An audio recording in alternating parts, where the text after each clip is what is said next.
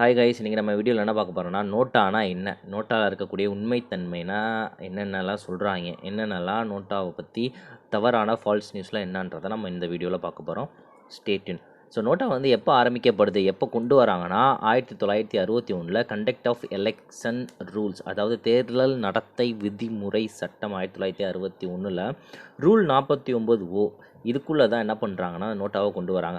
அப்போ அன்றைய காலகட்டத்தில் வந்து அந்த ஒரு நோட்டாவை பதிவு செய்யணும் அப்படின்னா என்ன பண்ணணும்னா, இப்போ நான் எனக்கு யாரிலையும் இந்த கண்டெஸ்ட் பண்ணுற யார் பேர்லேயும் எனக்கு வந்து விருப்பம் இல்லைன்னா, நான் டேரெக்டாக அங்கே இருக்கக்கூடிய அந்த பூத்திங்கில் இருக்கக்கூடிய அந்த ஆஃபீஸர்கிட்ட போய் எனக்கு இதில் விருப்பம் இல்லை, ஸோ தனியாக அதுக்கு ஒரு ஃபார்ம் கொடுப்பாங்க, அந்த ஃபார்மை வாங்கி ஃபில் பண்ணிவிட்டு அவங்கள்ட்ட கொடுத்துட்டு வரணும். ஸோ இந்த மாதிரி ஒரு கண்டிஷன் தான் அந்த காலகட்டத்தில் இருந்தது 49 நோட்டாக்கு.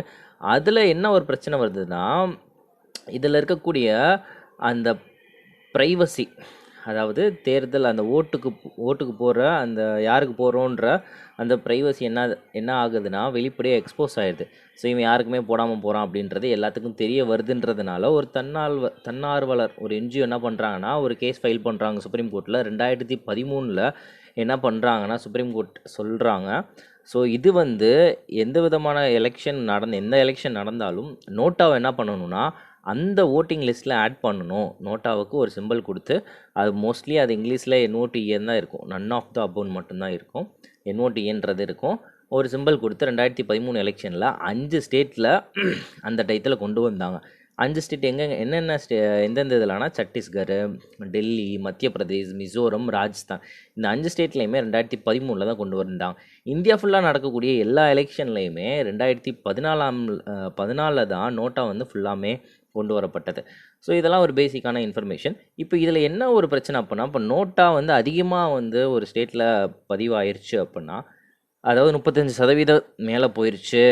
இப்போ மீதி இருக்கக்கூடிய 2 எத்தனை கேண்டிடேட்டை விட நோட்டாவோட பதிவு வந்து ஓட்டிங் அதிகமாகிடுச்சு அப்படின்னா, அப்போ மீதி இருக்க 2 பேருக்கு வந்து அவங்க வந்து விருப்பம் இல்லை, மக்களுக்கு அவங்க மேலே விருப்பம் இல்லை அப்படின்னா நோட்டா தான் போடுறாங்க.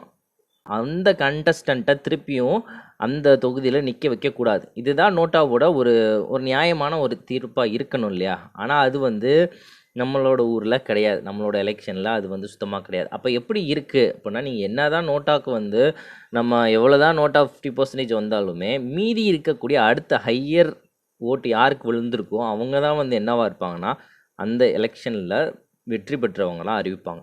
அப்போ இந்த நோட்டான்றது எப்படி தான் இருக்குது, ஒரு டூத்லெஸ் டைகர் தான் சொல்கிறாங்க, அதாவது பல்லு இல்லாத ஒரு புலி, அந்த மாதிரி தான் ஒரு நோட்டா இருக்குது. நோட்டா வந்து ஒரு பெஸ்ட்டு ஒரு ஆப்ஷன் தான். பட் ஆனால் இப்போ நம்ம இந்தியாவில் அது வந்து ஒரு செயலிழந்து போயிருக்கு. நம்ம என்ன தான் நம்ம வந்து போட்டாலுமே என்ன, இப்போ 2014 எடுத்துக்கோங்க, 2014 வாக்கு வந்து 1% வந்து நோட்டாக்கு போட்டிருக்காங்க, 1.08%, அதாவது கிட்டத்தட்ட 60 லட்சம் பேர் போட்டிருக்காங்க. 2019 எலெக்ஷனில் 65 லட்சம் பேர் போட்டிருக்காங்க. அதே 19 எலெக்ஷனில் 22,000 பேர் என்ன பண்ணியிருக்காங்க, 22,300 பேர் வந்து போஸ்ட் மூலியமாக எனக்கு நோட்டா அப்படின்றத பதிவு பண்ணியிருக்காங்க. அப்படின்னா அந்த நோட்டாக்கு உண்டான வேல்யூன்றது இங்கே எங்கேயுமே யூஸே இல்லை. நோட்டாக்கு போடுறோன்னா அது வந்து வேஸ்ட்டு தான். ஸோ அதனால் நம்ம உங்களுக்கு விருப்பம் இல்லை, இந்த ஓட்டுக்கு போகிற விருப்பம் இல்லைன்னா உங்களோட தொகுதியில் சுயேட்சையாக யாராவது நிற்கிறாங்கன்னா அவங்கள பாருங்கள். சுயேட்சையாக நிறைய மக்கள் நிற்கிறாங்க. ஸோ உங்களுக்கு எந்த இருக்க கட்சியில் நிற்கிற மக்களில் விருப்பம் இல்லைன்னா சுயேட்சையாக நிற்கிற மக்களுக்கு ஏதாவது உங்களால் முடிஞ்ச ஒரு சப்போர்ட் கொடுங்க. அவங்களுக்கு என்ன பண்ணலாமோ அந்த மாதிரி பண்ணலாம். நோட்டாக்கு போடுறது காட்டிலையும் சுயேட்சையாக நிறைய மக்கள் நிற்கிறாங்க, ட்ரை பண்ணுறாங்க இல்லையா, அவங்களுக்கு ஓட்டு போடுறதே எவ்வளவோ பெஸ்ட்டாக இருக்கும்ன்றதான் என்னோட கருத்து. 2013 5 ஸ்டேட்டில் கொண்டு வராங்கன்றதை பார்த்தோம். 2014 இந்தியா ஃபுல்லாக எலெக்ஷனில் கொண்டு வராங்க. இதில் லோக்சபா எலெக்ஷனில் கொண்டு வராங்க. அதே மாதிரி ராஜ்யசபாவில் எப்போ கொண்டு வராங்கன்னா 2014 தான் கொண்டு வராங்க நோட்டான்ற ஒரு ஆப்ஷனை.